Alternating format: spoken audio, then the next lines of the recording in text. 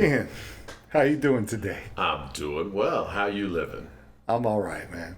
You know why I'm all right? Let Because me know. because today we're going to talk about one of my favorite songs of all time, a song that incidentally I picked that we talk about. Okay, and I'm going to bet my entire year's paycheck that you heard this song before I ever heard this song. Yeah, I'm gonna go. I'm take that bet. Yeah. And the song, of course, that I'm talking about is the Five Stairsteps, Ooh Child. Now, Ken, tell me, when is your first recollection of hearing this song? It would be when I was a wee little baby Ken on a Saturday early afternoon after cartoons. That's when chores would start. Put it on Soul Train or American Bandstand, whichever, and play 45s. So at some point in that early childhood.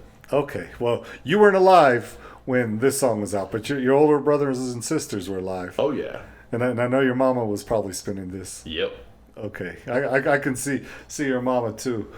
Thank God she's still with us, but I could see her just yelling at you. Okay, turn that TV off. It's time for chores, and then just putting on the records. Yeah, they had a sweet 45 and album collection. Man, do they still have it? Because I hope y'all cleaned out that garage. I didn't see any records. They have a few. Okay, because those records would have gone missing if I would have been there and seen Yeah. some records. But anyway, man, I'll tell you what, man. I know I've heard this song. It feels like it's been part of my life the entire time I've been alive, but I know that's just not true. So I'm going to say that the first time I knew the name of the artist was probably when I was in high school listening to Oldie Station. And I'm a little weird, Kim, because when you and I were in high school, kids were listening to the pop station, the top 40 station, Yep. the R&B stations, listening to that Belle Biv DeVoe, right? That's the only band that comes to mind when we were in high school. When I think R&B from that time, I think like Al B. Sure and Belle Biv DeVoe. That's it, because I wasn't listening to it. Maybe a little bit of Tony, right? I like them, but but they were listening to either R&B, pop, or like hard rock and metal, Rock and metal. because we're in the heavy metal capital of Yep. the world. Yep. But I was listening to oldie stations, man. It was like, oh my God, I was born in the wrong decade. I should have been born where I could have experienced all these songs from the 60s and 70s. Incidentally, a lot of the songs that we've talked about on this show, Yeah. but we weren't alive for these songs. We have to hear them, after Yeah. the fact. And I think we do have an advantage of that, as the previous shows that we've done, and we point out these songs, and we're like, us being in hindsight, like, wow, how is it this song did not just soar up the charts or sit at number one forever? Forever.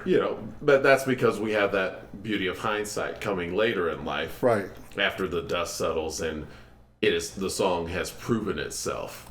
No, you're right about that. It's a song that, even though this is a classic 70s soul song, it defies time because people keep going to the well over and over, Yep. pulling it out for TV shows, for movies. I mean, when you and I were in high school, I remember it was in Boys in the Hood. Yep. It was Ricky! it was it was in the Spike Lee film Crooklyn. It was in the I think it was Disney, but it was an animated film, Shark Tale, Oh yeah. Guardians of the Galaxy, $1 billion movie. This Yep. song was in it. And where it regained, resuscitated, and new life Right. I mean, for a it new just generation. it just keeps coming back on TV shows. It's been on Boys Meets World, How I Met Your Mother, The Bernie Mac Show, CSI. Like, this is a go-to song when people want to set a certain tone Yep. in their film or their TV show. It's been covered by a ton of people. The Spinners, I'm a huge Oh, Spinners yeah. fan. They covered it. Nina Simone, just Now one of the that greatest is awesome. voices of all time. Yes. She covered it. Dude, in 1993, I have no idea who this guy is, but a guy you don't named remember Dino. Dino? No. Oh, you're not missing much. Okay, but he had a top 40 hit with it again in 1993, And then Janet Jackson sampled the song. Lisa Loeb, I know you remember Wow. Lisa Loeb, had a big Yeah. crush on her. Still She do. covered it. And even Tupac has sampled this song. Yep, So that I remember. this song is a song that people keep going back to over and over again. Usually we ask, does this song have staying power? There's no denying it has staying power. Yeah, truthfully. So many artists that, as you've pointed out, over these decades, this song has resonated with them enough to the point where they had to use it. Again, Tupac, who in such a short period of time, very prolific. This I just realized in hindsight as a grown man. That song spoke to him enough for him to sample it. Oh, I'm sure, and I'm sure, just like you, it was spinning on a record somewhere in his house. Oh yeah, absolutely, no doubt. And this song, "Ooh Child" by the Five Stairsteps, was released in 1970. It only reached number 8 on the charts, which really surprises me because it's so much better than a lot of number 1 hits from that time period. See, again, hindsight. But staying power. Yeah. And it's kind of an okay number, but in Rolling Stone's 500 Greatest Songs of All Time, it's number 402. For me, it'd be more like number 2. But they have it at 402. But still, I mean, for as many songs that have been released in history, right? 402 is respectable. Yeah. But originally this song was the B-side because the Five Stairsteps covered the Beatles' Dear Prudence. And man, I am a Beatles... And they did a good job with it. Dude, not a good job, a great job, because I am a Beatles snob. I love the Beatles. You know this? Yes. I'm afraid to cover the Beatles album because I don't think the world has enough time to hear me talk about the Beatles, especially a double album like the White Album. But they did a great version of Dear Prudence, and that was supposed to be the A side. But the DJs were flipping it around and playing the B side, "Ooh Child," and made it raise up the charts. And when I hear this song, I keep thinking to myself, these kids, and they're just kids, and we're going to get to that in a minute. These kids make grown-ass men like you and me feel emotions that grown men should not feel, or that kids should not be able to convey. Within grown, yes. They're speaking grown up. Yeah, they're definitely hitting the mark. Yeah. We've talked about that a few times on the show where when you understand, and we've talked about this a lot with like Otis Redding, where man, you just know he's walked a few miles. Yeah. And his feet are hurting. Yeah. And that you have someone so young who's able to convey and express so much life experience in their words and with their inflections. Just in the sound of their voice, man. Yeah. And this group, let's give a little bit of background on the group themselves. So they're from Chicago, and it's a group of kids. There's 5 kids. Okay, there's a sister. I think her name's Alohe. I don't know. If you can pronounce that, you're a better man than me. Probably Aloe. Aloe? Okay, sure. Why not? And we apologize for butchering her name, man. I'm sorry. But then they had 4 brothers, Kenny, Dennis, James, and Clarence Burke. Okay, so this is the Burke family. And their dad was a Chicago police officer. And when he realized all these kids that he was having had talent, he quits and then becomes their manager. Ah, yes. Okay. Not unlike another Midwest, probably what, 50, 100 miles down the road? Yeah. Not even 100 miles. In Gary, Indiana, it's right there on the other side. Stone toss. Yeah. And just like the Jacksons, right around this time. But the Jacksons were much younger than these guys. Yeah, and sooner. Right. But what do you think about that when we have these parents or these fathers specifically who see their kids perform and then they become their manager? To me, I don't know. Part of it is, hey, if you recognize your kids have talent, you want to see them succeed, I get that part. The other part is like, man, what a creep. Like, why are you living vicariously through your kid, man? Well, let your kids have a life. Sometimes it comes from a playbook. I don't want to say as old as time, but this goes back. Yo, man, Mozart's father, Leopold, he did this. What? And so we're looking at 1791 he died, 34, late 1600s, blah, blah, blah, whatever. Yeah, a public school kid, so forgive my math. But you're going down a road, man. Get out of the rabbit hole. So get back Mozart's up here. dad, Leopold, he became, he was a professional musician before Mozart. He quit, became his full time manager. Didn't work out because Mozart, blah, blah. Beethoven's dad tried to do the same thing and pretty much beat him deaf. But yeah, you have these dads who've done that. And also, another example around this time, the Beach Boys. Yeah, and that guy, Mr. Wilson. That guy abused those kids Yeah. so bad. Brian Wilson went crazy. Yeah, at least Beethoven's dad just beat him so bad he went deaf. Yeah, Brian Wilson's dad just stole them blind. Yeah, Stole the money blind, man. Stole their souls. Yeah, it was tough. But that's what I'm talking about. And then we hear all the horror stories about the Jackson father beating their kids. Now, and to be fair, right, the 5 Stairsteps, kind of a one-hit wonder. This is their big hit. Yeah, okay, right. they had hits on the R&B chart, but on the top 200 chart, no. This is the only top 40 hit they had. But we don't know their background, right? But we know the horror stories from the Beach Boys, from the Jacksons. Yeah, and the few that did turn out well, Brandy, her parents. I know that's pretty random, obscure, Okay. but she turned out well. Right. But to me, like I said, I'm kind of torn because I get it, man. You want to showcase your kids' talent, and you trust yourself to handle the money or to, handle the kids. And protect your kids. But at the same time, it feels like exploitation. Yeah. In some instances, it definitely does. And we've seen that. So, but having said that, because this guy managed his kids and recognized their talent and tried to showcase them, we got the joys of this song, right? Yeah. And in this song, there are some amazing session musicians playing in this song. Oh yeah. Let's take the drummer, Bernard Lee, Pretty Purdy. Okay, I know you're excited about this drummer. You're chomping at the bit. I'm gonna let you talk about him. Hit the drum again, wicked. So I know that. Yes, because funky drummer James Brown, the most sampled drum beat in hip hop or in the world. But when you hear it, this is that's the man you're hearing. Wow. See, I had no clue. All I know is that what I read on Wikipedia was that he was inducted into the Modern Drummer Hall of Fame in 2013. And I thought it was for this song. I didn't even think about the JBs, man. Oh, yeah. And King Curtis, Hall & Oates, Quincy Jones, that right there suffices, because if you're with Quincy Jones, yeah, you have arrived. Little side note tangent. Hell yeah. He also played with Larry Coryell, a guitarist. I've never heard that name in my life. Yeah, from the 60s, psychedelic jazz guy. Okay, jazz. Yes. Okay, tell me about him. So Larry would play with John Coliani, and they did an album together. Larry died, I'd say 2-3 years ago.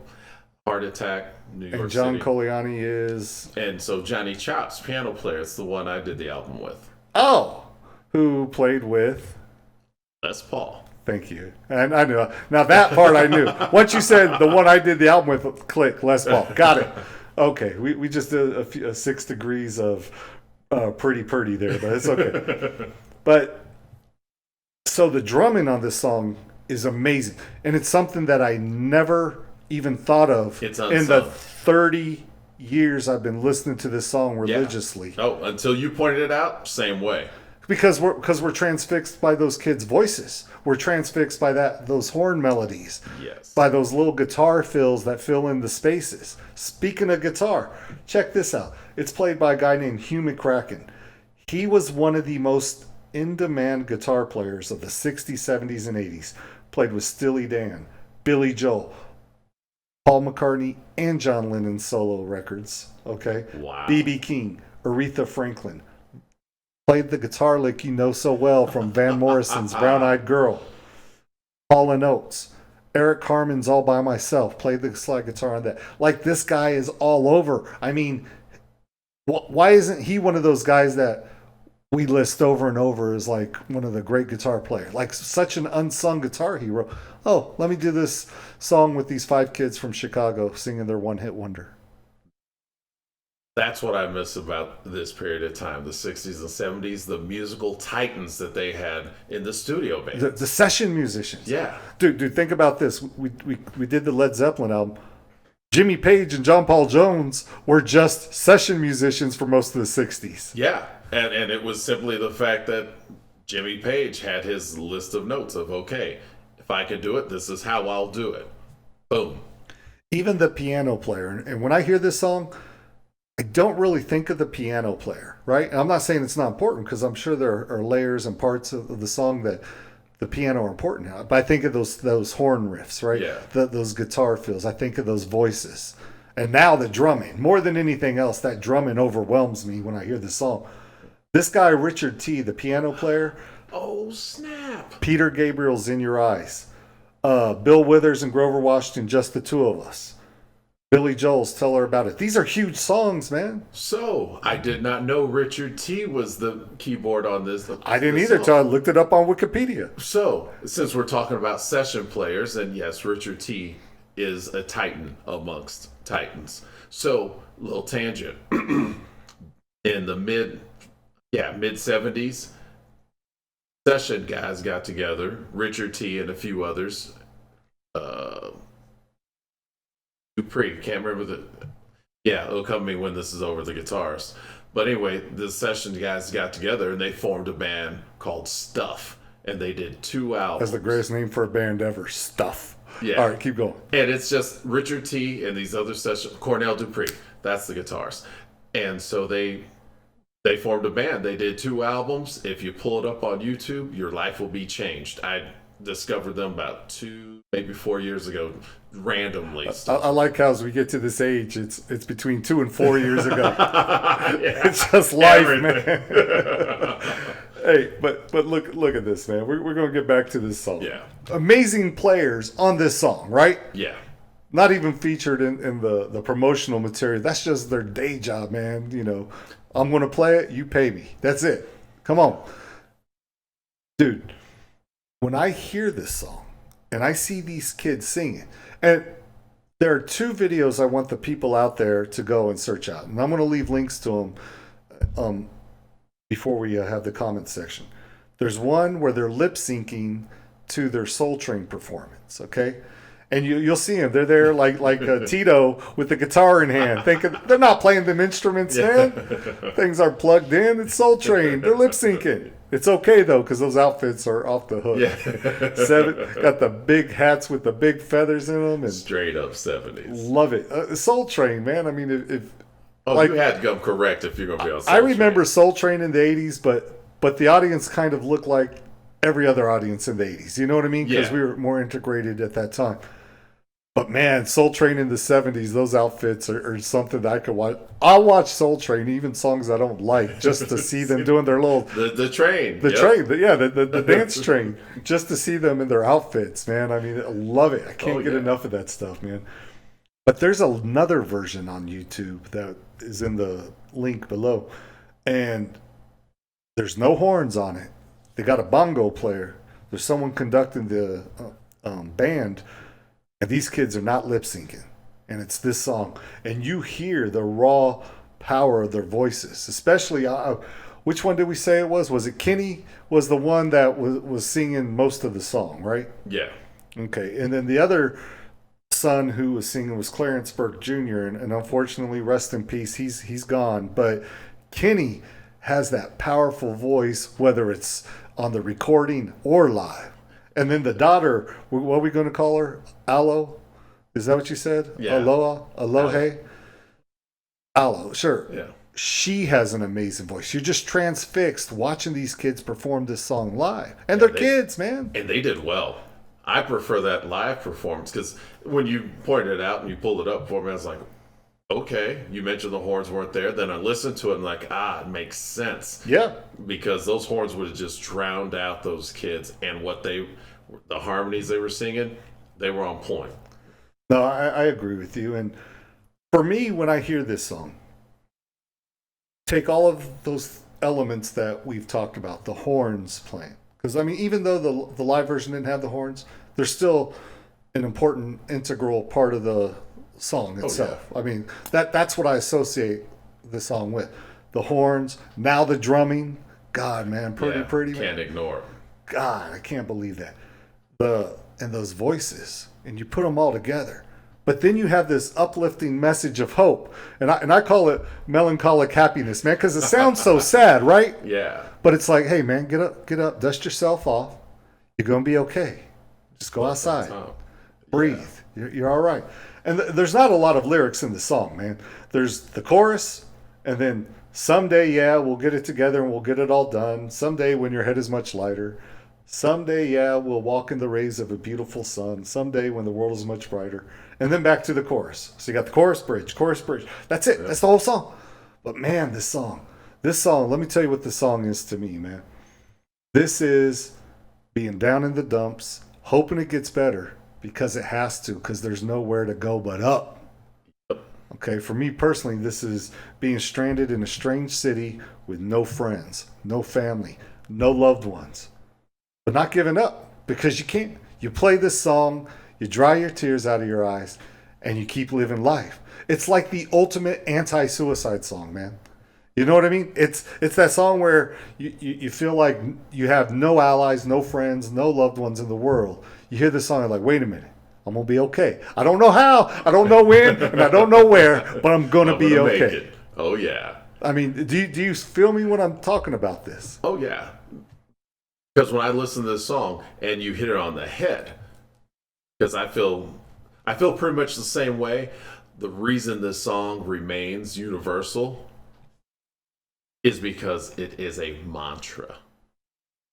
A mantra Elaborate. That will get you through those times. Everything you've said and you listed when you are down and life is against you and you're looking for that glimmer of hope to keep just going. Just a little bit. This is the mantra. Ooh, child, things are going to get easier. Things are brighter. Things are going to get easier. Things are You're right, and they just keep repeating it. Yep. It's a mantra. And makes sense. People, every corner of the earth, this is what we need. We look for hope. We cling for that little glimmer of hope. And nothing gets you through it more than and set to music, it's unstoppable. And a song as pretty as this one, sold. I'm in. That's my kind of song right there. Yep. Just give me a little bit of hope to get through the day, and I'll figure out the rest later. But you need that hope. You need it, and that's what this song represents, man. And maybe that's why I've clinged to this song, because, you know, as we get older like we do, and you and I are old, life has its ups and downs, man. It sure does. And when you have them downs, you need just a little bit of hope just to keep pushing you through. Yep. You know, doesn't matter how old you get, man. Sometimes you just have bad days, and this is the best anti-bad day song you can find. Yeah, man. And like I said, it is the mantra. It is a universal mantra. Well, Ken, there's no doubt that this song has had a lasting impact. I mean, it's been covered by multiple groups, as we've talked about. It's in pop culture to this very day, in the music and the TV shows, the movies. There's no argument there. True.